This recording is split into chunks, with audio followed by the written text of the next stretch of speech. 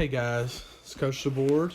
Hope you all are staying busy and staying safe. And just to remind you guys, if you all need anything to be in contact with your teachers, or not just for schoolwork, if you all or your families have any needs, please be in contact with us. Okay, but this video is going to be about 12.1, which is NT Day 6 for us. Okay, and we're talking about greatest common factor. All right, our learning targets are I can find the greatest common factor of a polynomial expression. All right, so a couple definitions we need to know here are what a factor is. Okay, a factor is just an integer that divides into another integer. All right, so let's look at an example here. What are the factors of 20? So what I'm looking for here is what do I need to multiply together that will equal 20? What numbers can I multiply that will end up equaling 20? Well, obviously, every number is going to have at least two factors, and that's 1 and itself. Okay? Every single number in the world, if I multiply it by 1, it's going to give me itself. All right, another factor of 20 is it's an even number, so we know it's divisible by 2. And if we divide 20 by 2, it will be 10. So 2 times 10 equals 20. All right, and if it ends in a 0, we know it's going to be able to be multiplied by 10 and 5. All right, so factors of 20 are 4 and 5. So 20 has 6 factors: 1, 2, 4, 5, 10, and 20. All right, now just a reminder, you can stop this video at any time. You can pause it. That's one great thing about it being a YouTube link. All right, so if you feel like I'm working a little fast, pause it, rewind it, do whatever it is that you need to do. All right, so now we're going to look at common factors.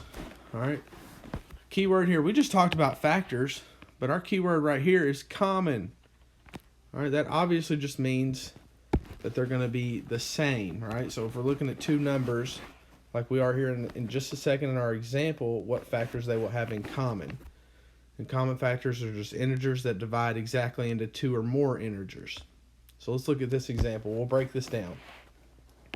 What are the factors of 12?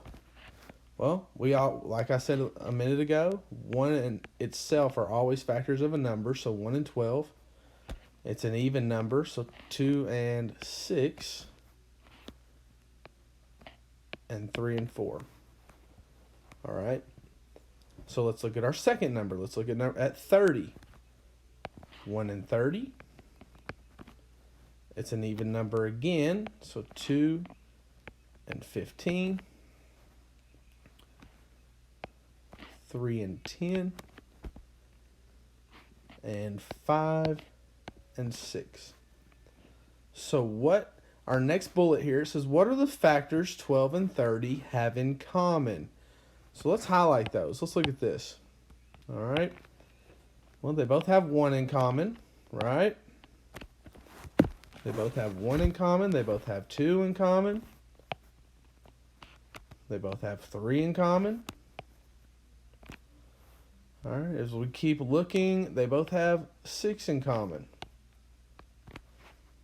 So what are the factors 12 and 30 have in common? 1, 2, 3, and 6. All right, so let's move to our next slide.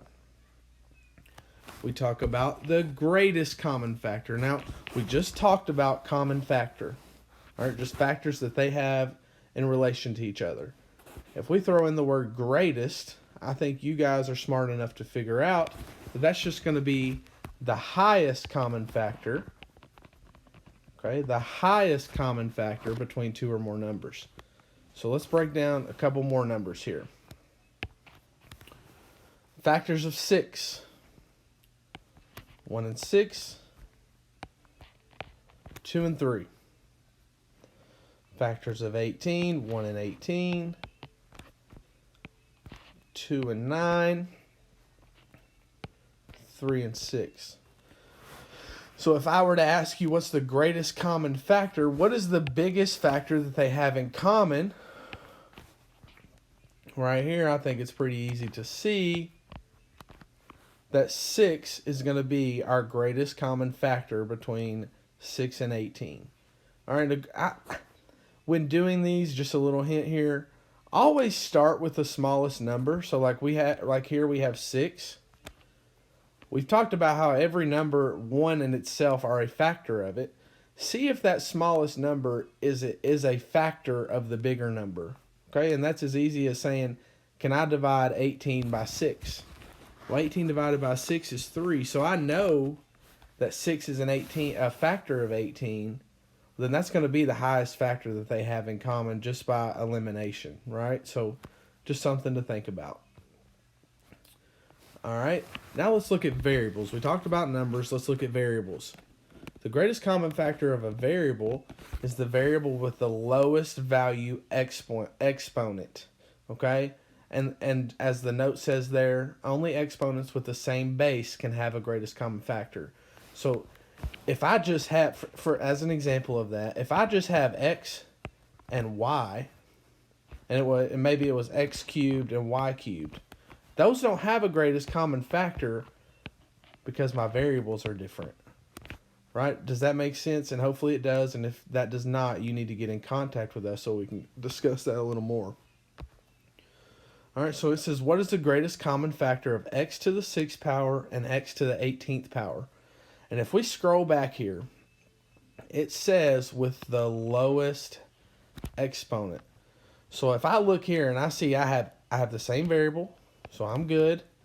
What is my lowest exponent? Is it x to the 6th or x to the 18th?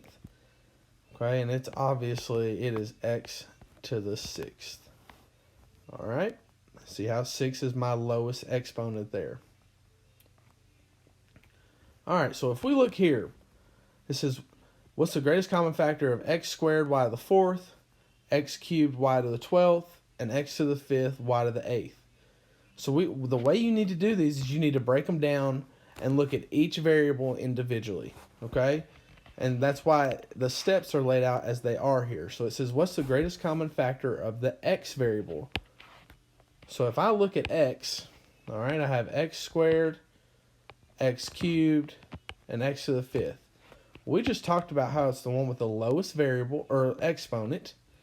So for the x value, or for the x variable, x squared is my greatest common factor. When I look at my y's, and I'll change up my color, x to the 4th, y to the 12th, and y to the 8th.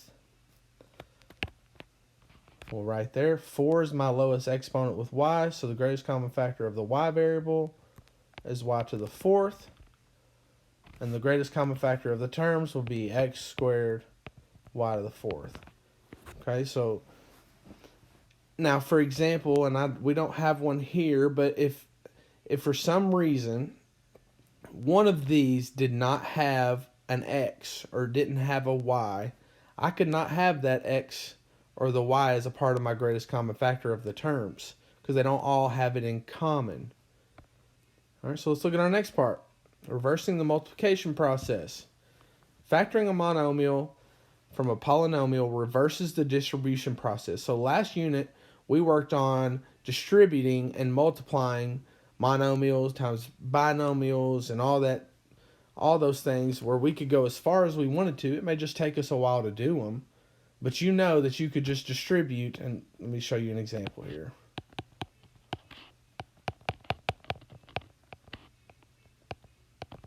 Where you could distribute each of these to each term, right?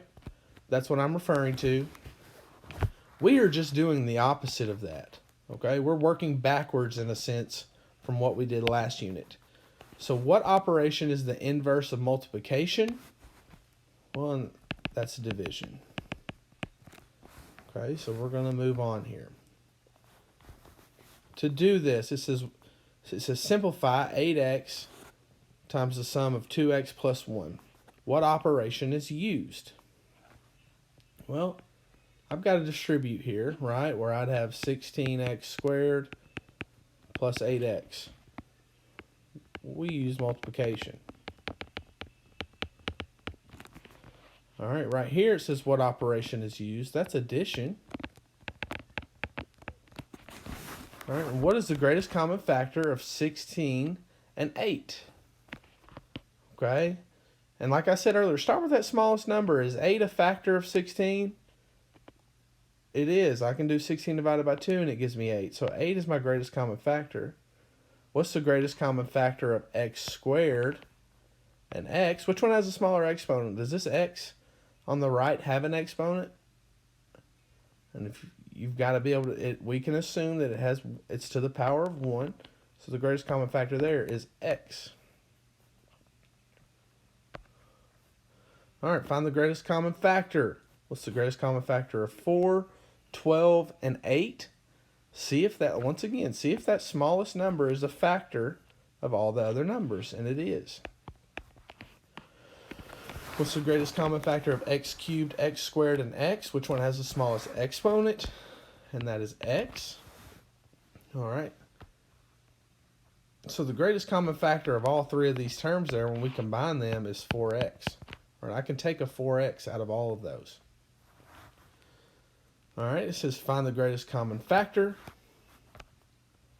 Let's look here. We got to start. Let's start with the numbers. Greatest common factor of 5 and 10 is 5. Greatest common factor of v to the 5th and v cubed is v cubed. All right, let's start with our numbers again. For example B there, 3 and 18. It's going to be 3. And this goes back to where the note I mentioned earlier. I have t squared, but I have nothing here, right? I don't have a t right here. So is that going to be a part of my greatest common factor? No, because they don't have it in common. All right, when I come over here, I have 4, 2, and 6. Greatest common factor out of all those is 2. You need to look now and say, do I have a variable in each one that they have in common? And they do all. Let me go back here and change my color. Do they all have an x? They do. And the smallest exponent is a 1, so it's just 2x. All right, so hopefully this has cleared some things up with you guys on greatest common factor. And if you all have any questions, please let us know. I hope you all are having a great day.